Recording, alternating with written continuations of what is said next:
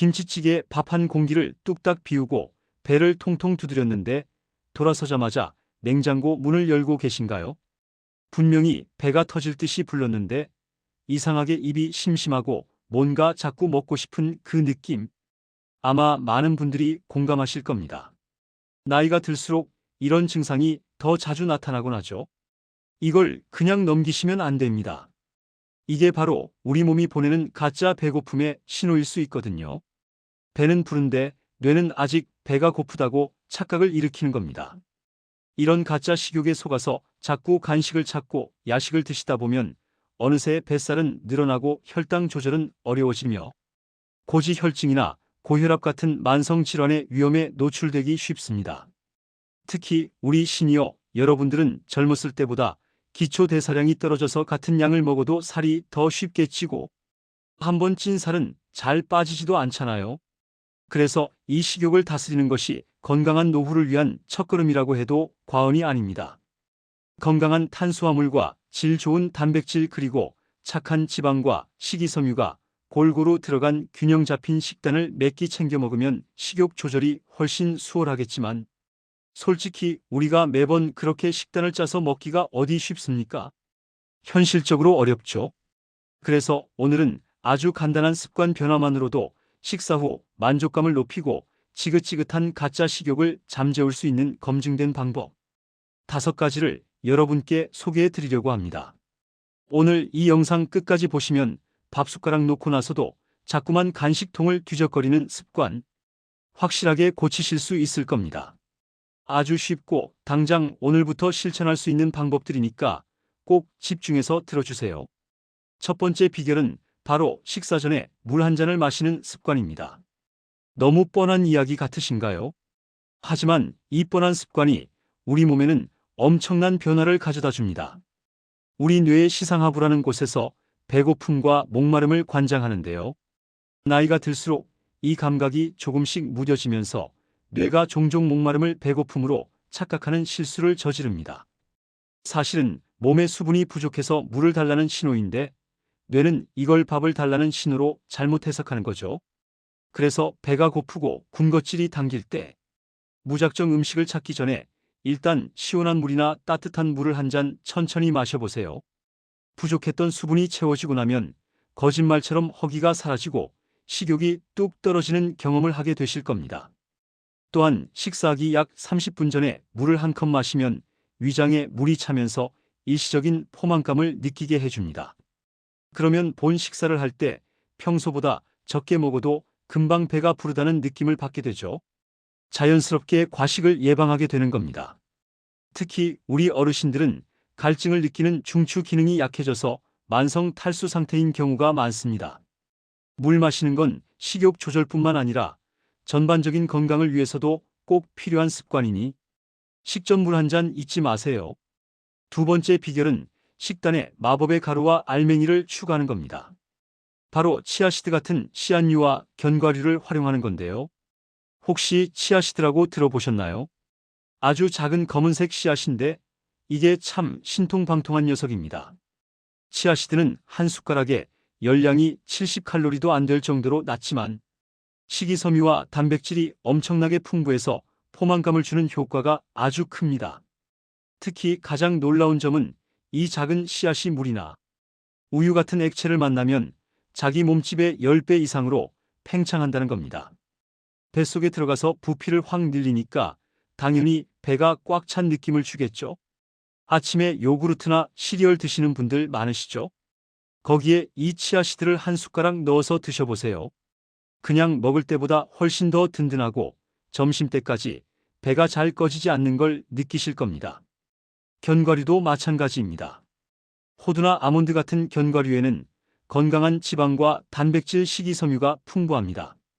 여기서 잠깐 많은 분들이 궁금해하시는 내용을 짚고 넘어갈게요. 왜 같은 양을 먹어도 어떤 음식은 금방 배가 꺼지고 어떤 음식은 오래 갈까요? 포만감은 단순히 칼로리가 높다고 생기는 게 아닙니다. 음식의 부피, 식이섬유, 단백질, 지방의 함량, 그리고 얼마나 오래 씹느냐에 따라 결정됩니다. 예를 들어 과자 300칼로리를 먹는 것과 채소와 단백질로 이루어진 식사, 300칼로리를 먹는 것은 천지 차이입니다. 당연히 후자가 훨씬 오랫동안 배부름을 유지해주죠.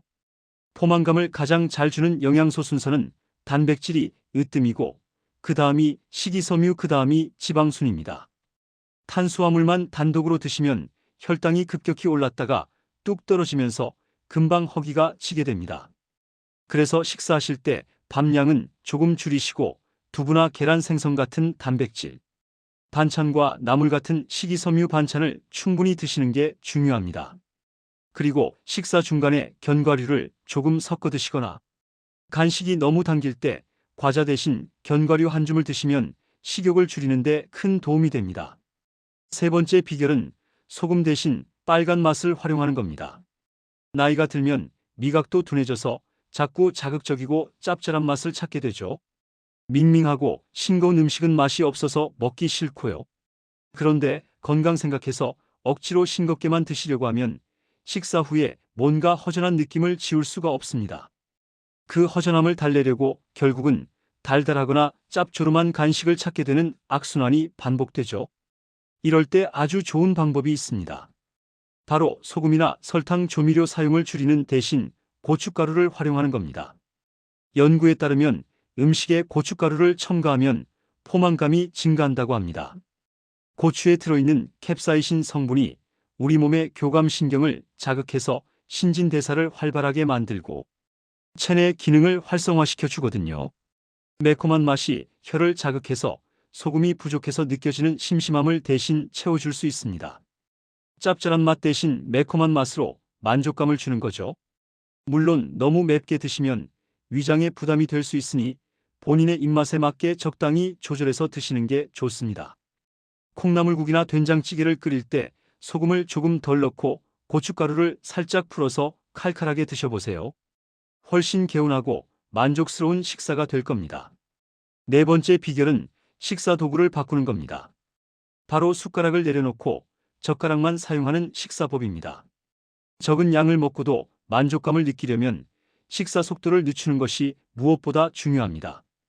우리가 음식을 먹으면 위장이 차고 혈당이 올라가면서 뇌에 배부르다는 신호가 전달되기까지 최소 20분 정도의 시간이 걸립니다. 그런데 한국 사람들 식사 속도 정말 빠르죠? 10분도 안 돼서 후다닥 드시는 분들이 많습니다.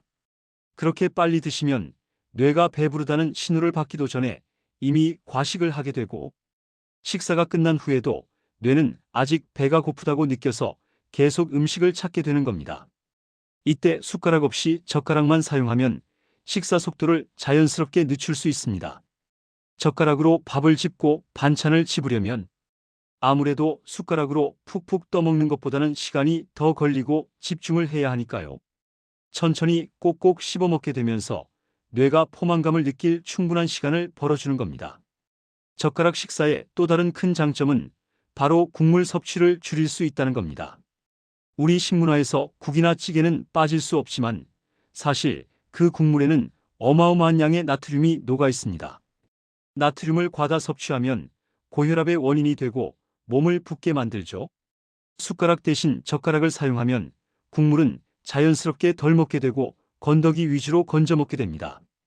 이렇게 하면 불필요한 나트륨 섭취를 줄여서 건강도 챙기고 건더기를 씹는 과정에서 포만감도 더 높일 수 있으니 일석이조의 효과를 볼 수 있습니다. 오늘부터 식탁에서 숟가락을 잠시 치워두시는 건 어떨까요?